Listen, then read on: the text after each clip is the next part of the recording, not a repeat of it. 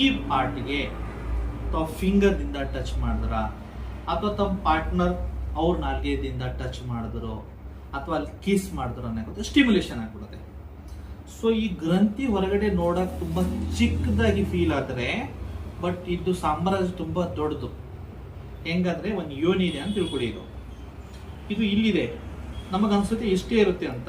ಇದು ಜಸ್ಟ್ ಹೊರಗಡೆ ಕಾಣಿಸುವ ಮುಖ ಮಾತ್ರ, ಒಳಗಡೆ ತುಂಬಾ ಕಾಂಪ್ಲೆಕ್ಸ್ ಆಗಿ ಇರುತ್ತೆ. ಇದು ಪೂರ್ತಿ ಯೋನಿನ ಈ ತರ ಕವರ್ ಮಾಡಿದಿರುತ್ತೆ.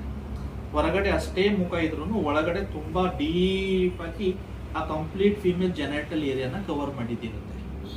ಇವಾಗ ಇಲ್ಲಿ ಸ್ಟಿಮ್ಯುಲೇಷನ್ ಮಾಡುವಾಗ ಸ್ಲೋಲಿ ಹೈ ಸೆನ್ಸೇಷನ್ ಆಗ್ಬಿಟ್ಟು ಆ ಏರಿಯಾಗೆ ಬ್ಲಡ್ ಸಪ್ಲೈ ಚೆನ್ನಾಗುತ್ತೆ. ಬ್ಲಡ್ ಸಪ್ಲೈ ಚೆನ್ನಾಗುವಾಗ ಸ್ಲೋಲಿ ಏನಾಗುತ್ತೆ, ಇದರಲ್ಲಿ ಸ್ಟ್ರೆಂತ್ ಬರಕ್ ಸ್ಟಾರ್ಟ್ ಆಗುತ್ತೆ.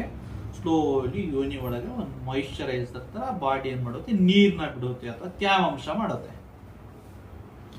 ಸೊ ಫಸ್ಟ್ ಇದು ಗುಡ್ ಬ್ಯಾಡ್ ಎರಡು ಅಂತ ಹೇಳ್ತೀನಿ ನಾನು. ಪ್ರತಿಯೊಂದು ವಿಷಯ ಏನಿದೆ ಅಲ್ಲ, ಅಮೃತನೋ ಜಾಸ್ತಿ ಕುಡಿದ್ರೆ ಅದು ವಿಷ, ವಿಷ ಕಡಿಮೆ ಕ್ವಾಂಟಿಟಿನಲ್ಲಿ ತಗೊಂಡ್ರೆ ಅದು ಔಷಧಿ.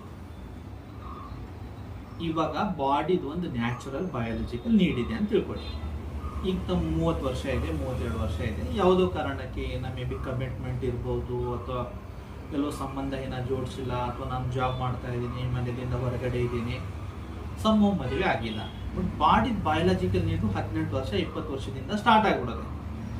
ಅವಾಗ naturally there is a tendency, sex related ಏನೋ ತಾವು ಮಾತಾಡಿದಿರ್ತೀರಾ, ಯಾವುದೋ ಆ ಥರ ಇಂಟಿಮೆಸಿ ವಿಡಿಯೋ ನೋಡಿದ್ರ, ಅಥವಾ ಏನೋ ನಿಮಗೆ ಕನಸಿನಲ್ಲಿ ಆ ಥರ ಒಂದು ಫೀಲಿಂಗ್ ಬಂತು, ನೋವಿಂಗ್ಲಿ ಅನ್ನೋವಿಂಗ್ಲಿ ಆ ಏರಿಯಾಗೆ ನೀವು ಟಚ್ ಮಾಡಿದಾದ್ಮೇಲೆ ಏನೋ ಸಮಥಿಂಗ್ ಡಿಫ್ರೆಂಟ್. ಯಾವಾಗ ನೀವು ಫಸ್ಟ್ ದಿನ ಯಾವಾಗ ನೀವು ಡ್ರಿಂಕ್ಸ್ ಮಾಡಿಲ್ಲ ಅಂತ ತಿಳ್ಕೊ, ಆನ್ ಆಫ್ಟರ್ ನೀವು ಯಾವಾಗ ಒಂದಿನ ಸ್ವಲ್ಪ ಒಂದು ತೊಗೊಂಡ್ಬಿಟ್ರೆ ಯಾವುದೋ ಒಂದು ಬೇರೆ ಲೋಕನಲ್ಲಿ ಹೋಗಿದ್ದಂಗೆ ಏನು ಫೀಲಿಂಗ್ ಇರುತ್ತಲ್ಲ, ಅದೇ ಫೀಲಿಂಗ್ ಇಲ್ಲಿ ಬರಕ್ಕೆ ಸ್ಟಾರ್ಟ್ ಆಗುತ್ತೆ.